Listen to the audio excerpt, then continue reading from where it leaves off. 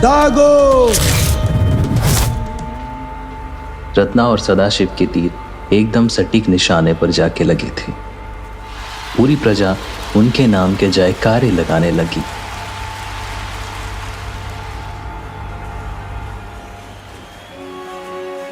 शाबाश राजकुमारी।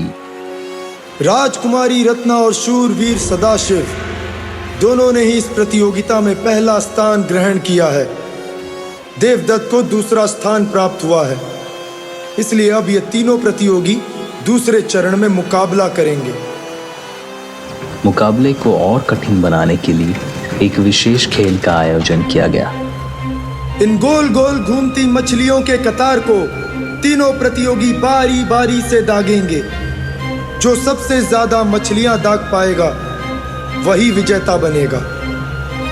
सबसे पहले देवदत्त को अवसर मिला। उसने निशाना लगाया और एक साथ 3 तीर दाग दिए। देवदत्त ने 10 में से 6 मछलियां उड़ा दी थी। बहुत खूब देवदत्त, अब बारी है राजकुमारी की। रत्ना ने एक साथ 4 तीर चला दिए।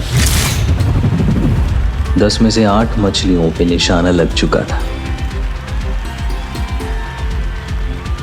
राजकुमारी रत्ना ने देवदत्त को पराजित कर दिया है। अब यह देखना है कि क्या शूरवीर सदाशिव रत्ना को हरा पाते हैं या नहीं। मुकाबला बेहद रोमांचक हो चला था। पूरी प्रजा आपस में फुसफुसा रही थी। किसी को रत्ना पे भरोसा था तो कोई सदाशिव पर दांव लगा रहा था। सदाशिव ने अपना धनुष उठाया और मछलियों की कतार की तरफ ध्यान से देखने लगा। रत्ना भी उसका प्रदर्शन देखने के लिए उत्सुक थी।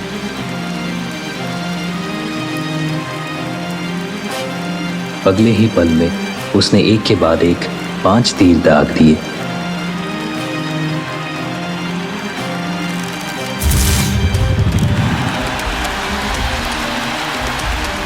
महाराज भी यह देखकर चौंक कर उठ खड़े हुए। विस्मय से सबकी सांसें थम गई। सदाशिव ने सभी मछलियों को छिन्न भिन्न कर दिया था। और इस प्रतियोगिता के विजेता हैं विजयनगर राज्य के शूरवीर सदाशिव। बहुत खूब शूरवीर सदाशिव। आज से पहले कोई भी राजकुमारी को तीरंदाजी में पराजित नहीं कर पाया है। आपने आज बेहतरीन कला का प्रदर्शन किया है। हम आपको इस विशेष तलवार से पुरस्कृत करते हैं। पूरे उत्तर राज्य में आपको ऐसी नायाब तलवार कहीं और नहीं मिलेगी। शुक्रिया महाराज, हमें ये सौभाग्य देने के लिए। हम राजकुमारी के जज्बे और कुशलता को सलाम करते हैं। आपके प्रदर्शन की जितनी तारीफ की जाए कम है। हम आशा करते हैं आप हमारे सैनिकों को भी अपनी कुछ युक्तियां सिखाएंगे। जो आज्ञा राजकुमारी। रात के वक्त राजकुमारी अपनी सहेली मोहिनी के संग बाग में घूम रही थी। आज पहली बार आपको तीरंदाजी में पराजित प्राप्त हुई है। सूरवीर सदाशिव के लिए मन में द्वेष उठ रहा होगा।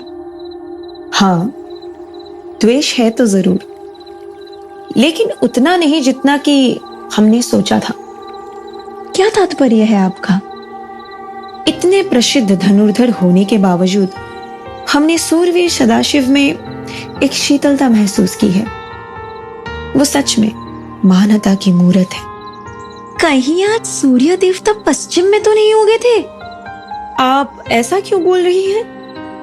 आज पहली बार राजकुमारी ने किसी मर्द के लिए 2 मीठे बोल बोले हैं। आश्चर्य तो होगा ही। ऐसा नहीं है।